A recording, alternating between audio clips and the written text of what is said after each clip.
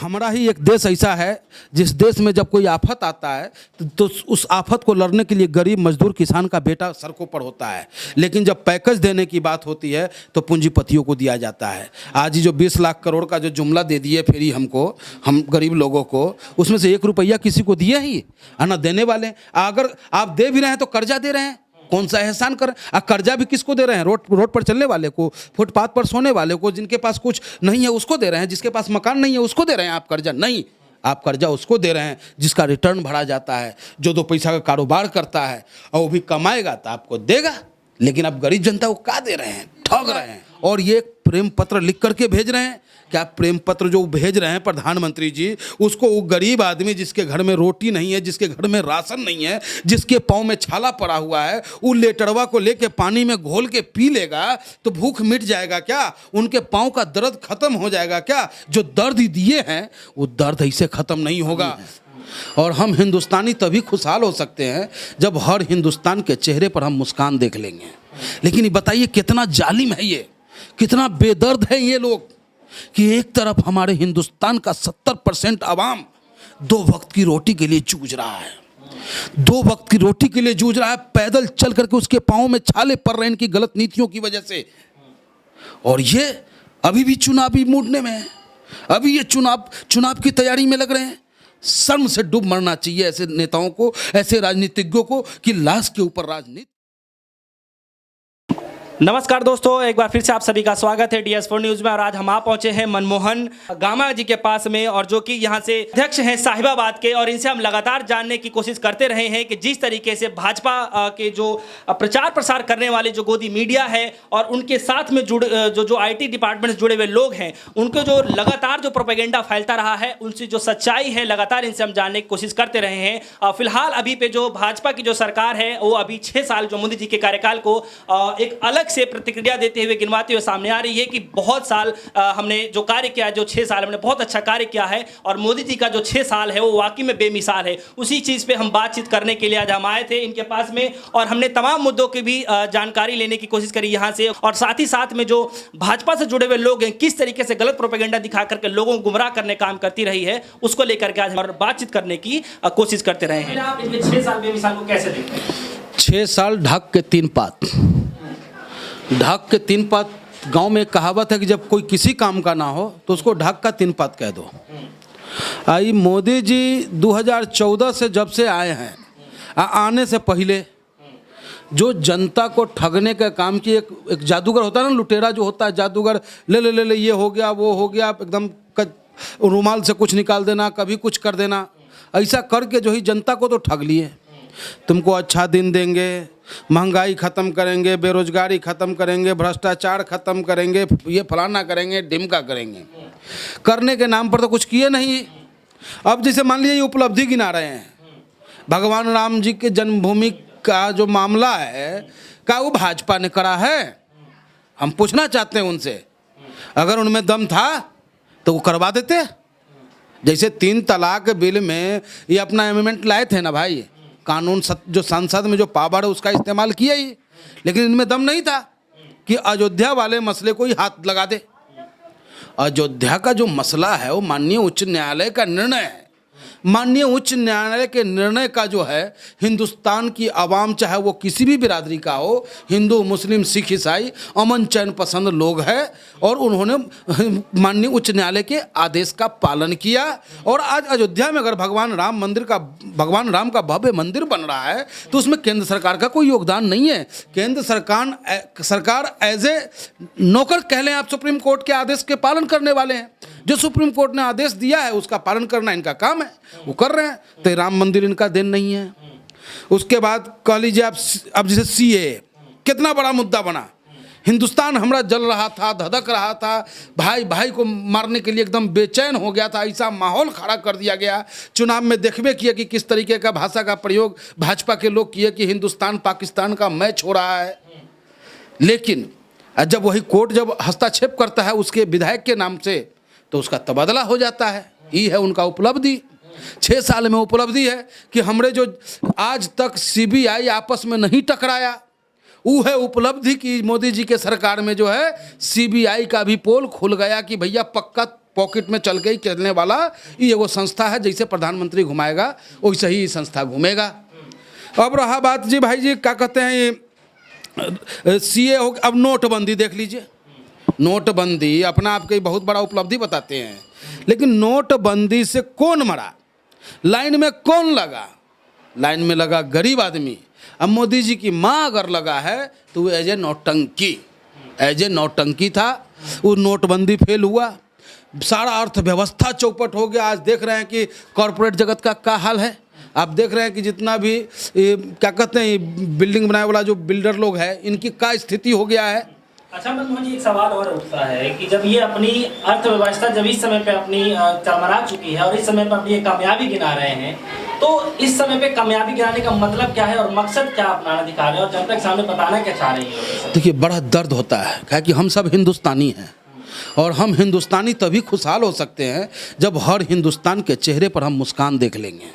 लेकिन ये बताइए कितना जालिम है ये, कितना बेदर्द है ये लोग कि एक तरफ हमारे हिंदुस्तान का 70% आवाम 2 वक्त की रोटी के लिए जूझ रहा है, 2 वक्त की रोटी के लिए जूझ रहा है, पैदल चल करके उसके पाँव में छाले पड़ रहे हैं इनकी गलत नीतियों की वजह से। और ये अभी भी चुनावी मूडने में है, अभी ये चुनाव की तैयारी में लग रहे हैं।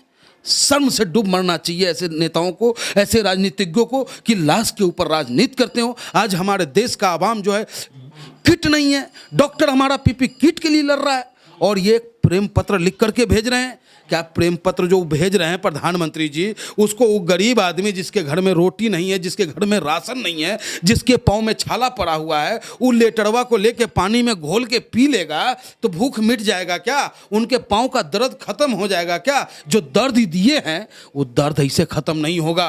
दर्द जो है जनता इनको मिटा के अपना दर्द। जो लगातार धरना प्रदर्शन दिल्ली में विरोध प्रदर्शन चलता रहा है, उसको देखते हुए जो जेएनयू के छात्र हैं और कई सारे यूनिवर्सिटी के छात्र हैं जो सामने आकर के अपने हक की लड़ाई के लड़ते रहे हैं, उनको आज इस कोरोना जैसे महामारी के बीच में भी उनको पकड़ा जा रहा है और यूएपीए जैसी जो एक डरावा, एक भयावह एक कानूनी कार्रवाई की जाती है, उसको लगाया जा रहा है एक तरीके से देखा जाए तो इसको लेकर के आप किस नजरिए से देखना चाहते हैं? देखिए, कहने के लिए तो इमरजेंसी बड़ा खतरनाक था। इमरजेंसी को तो हम लोग नज़दीक से देखे नहीं हैं, पढ़े हैं। और जो हमारे नेता लोग थे वो इमरजेंसी का सामना किए थे, चाहे वो माननीय मुलायम सिंह यादव जी हमारे हों, चाहे डॉक्टर राम मनोहरिया जी हों, मधु लेमिया जी हों, जॉर्ज फर्नांडिस जी जैसे समाजवादी नेता जो हैं 1975 में वो इमरजेंसी का दौर देखे थे। और आज उस इमरजेंसी को धत्ता बता रहा है ये सरकार।